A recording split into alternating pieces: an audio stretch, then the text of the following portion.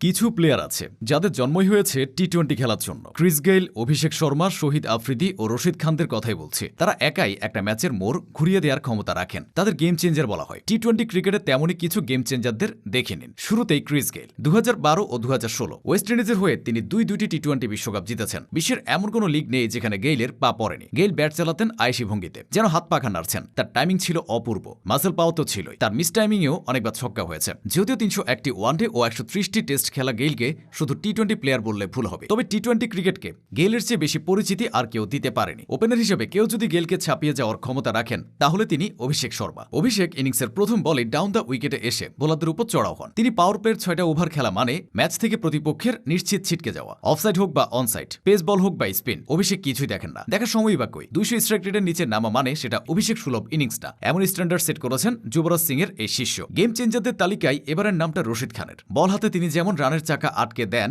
তেমনি উইকেট নিয়ে প্রতিপক্ষের মেরুদণ্ড ভেঙে দেন। আর 10টি স্পিনারের তুলনায় রশিদ খান একটু বেশি জোরের উপর বল করেন, অথচ লেন্থে গড়বড় হয় না। এখানে তিনি অনন্য। ব্যাট হাতে আবার ক্যামিও ইনিংস উপহার দিতে পারেন। ফিল্ডিং করেন জান প্রাণ দিয়ে। সব মিলিয়ে রশিদ খানকে টি-20 ক্রিকেটের কমপ্লিট প্যাকেজ বলা যায়। সুনীল নারিনও টি-20-র কমপ্লিট প্যাকেজ। রান চাপিয়ে রাখার অদ্ভুত ক্ষমতা আছে নারিনের। সুপার ওভারও মেইডেন দেওয়ার রেকর্ড আছে তার। নারিনের অ্যাকশন একই, কিন্তু ডেলিভারি 3 রকম: off spin, carrom ball, late undercut variation. Narine অন্য স্পিনারদের মতো বেশি লুপ দেন না। স্কিড করে বল দ্রুত ভেতরে ঢোকে, কখনো কখনো অস্বাভাবিক নিচু হয়। সব মিলিয়ে তিনি আদর্শ এক স্পিনার। ব্যাট হাতে যেদিন ছন্দে থাকেন সেদিন প্রতিপক্ষের পরিকল্পনায় ফাটল ধরিয়ে দেন। আন্দ্রে রাসেলও টি-20 ক্রিকেটের আদর্শ গেম চেঞ্জার। টার্গেট যত বেশি থাক, রাসেল আছে মানে ভরসা আছে। মাসেল পাওয়ারে রাসেলের ধারে কাছেও নেই অন্য কোনো ব্যাটার। আবার রাসেল থাকা মানে একটা বাড়তি পেসার নিয়ে খেলা। ক্যারিবিয়ান সোনালী সময়টা তিনি পেছনে ফেলে এসেছেন। চারের চেয়ে রাসেলের ব্যাটে ছক্কা আসতো বেশি। 86 ম্যাচের টি-20 ক্যারিয়ারে রাসেল 4 মেরেছেন 65টি, অথচ ছক্কা মেরেছেন 95টি, অর্থাৎ 4-এর চেয়ে 30টি ছক্কা বেশি। শহীদ আফ্রিদিকে ছাড়া গেম চেঞ্জারের তালিকাটা